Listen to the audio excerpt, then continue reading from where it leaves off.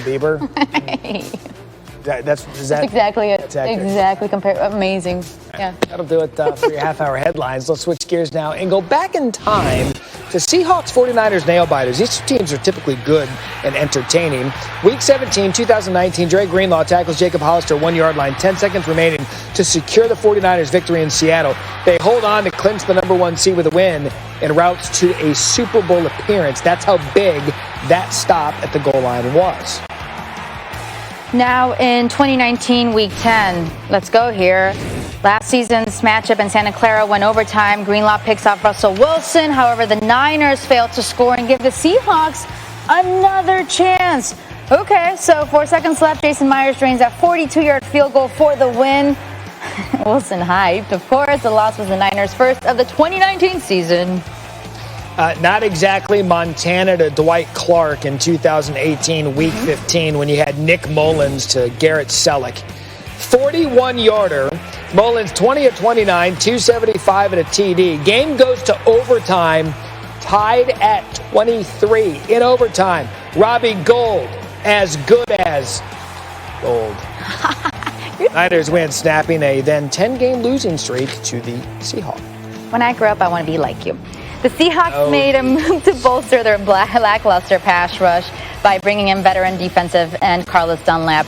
The former Bengals starter has 82.5 sacks during his 11 seasons in Cincinnati. Due to COVID-19 protocols, the earliest Dunlap could make his Seahawks debut is Week 9 at Buffalo. It's the second year in a row Seattle has traded for a pass rusher. Last year, bringing in Jadeveon Clowney from Houston, only to have him leave in free agency this offseason. Marcus Spears back with us. Marcus, the Seahawks defense has allowed the most yards of any team through 6 games in NFL history. How much does Dunlap have left in the tank to help this new unit do better? Well, he provides a need. Listen, this team is not getting to the quarterback. The leader in sacks is 2, and he hadn't played for weeks.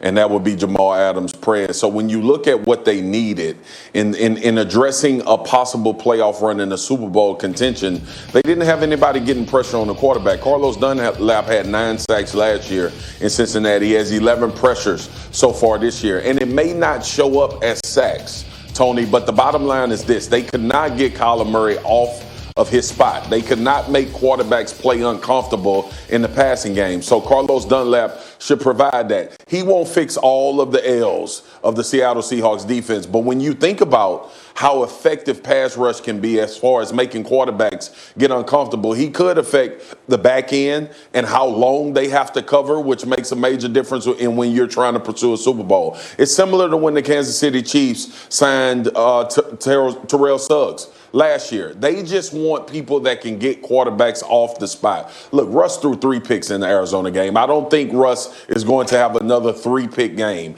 They just addressed the need in order to get pressure on the quarterback to make them uncomfortable and not allow guys to throw for 300 to 400 yards on them. I saw a similar thing with Dwight Freeney towards the end of his career. Teams would add him to just add a couple 100%. Of extra punch on a couple of extra downs. Speaking of making a run at the Super Bowl, Bucs have gotten off to a 5-2 start. They look legit.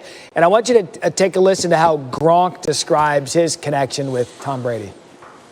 It's like a saying my mom used to say, it must be maple syrup because butter don't drizzle like that. You know, you don't got much time to react. And syrup drizzles, you got to make that play. And a stick of butter, it's a block. You got to put it in the microwave to melt it. That just takes too long. You got to make that play right away, baby. And that's why, that's why I'm like the maple syrup. That's why she used to always say that, because I'm quick with it. I just drizzle all over the place. Butter syrup has swagoo says. Please translate all of that. Okay. For my non-football aficionados out there, what Gronk is saying is when they throw the back shoulder fade, his rapport with Tom Brady, that it happened so fast to the guy that's covering Gronk that he doesn't have time to react and put a cap on it. Like when you pour syrup and it drizzles after you're trying to complete it in order for it not to be too much on your pancakes or your French toast. That is the layman's terms for what Gronk just said. But outside of that, don't ask me a damn thing about Swagoo says, because Gronk has thrown us all for a loop We never know what Gronk is talking about until Gronk comes back a year or 6 months later to explain what the hell he was talking about, Matt. So that's all I got for that. I'm just trying to be on this television, working for ESPN, breaking down football, and Gronk out here putting me in a very bad situation trying to break that down. It's a reason on Get Up in the mornings we've never had Gronk, as a Swagoo says, because Gronk translates his damn self. How about this? Like, I don't even really like syrup. Like, I would rather the butter anyway. What? Oh. Yeah. Let's act like we didn't hear that, Tony. Just a little Let's act like dabble. we didn't hear that. It's a little dabble, Spears. All right. Thanks, friend. Monday Night Football, by the way, Bucks Giants. I don't like syrup. Who are you? I just like a little dabble, a little dip. Speaking of, Miami is dipping into the Tua pool. Hear what the rookie has to say about leading the NFL as the team prepares for his first start against the Fin. You know how I bet just put syrup on everything? Please ask him. Gundy, Mike, live. His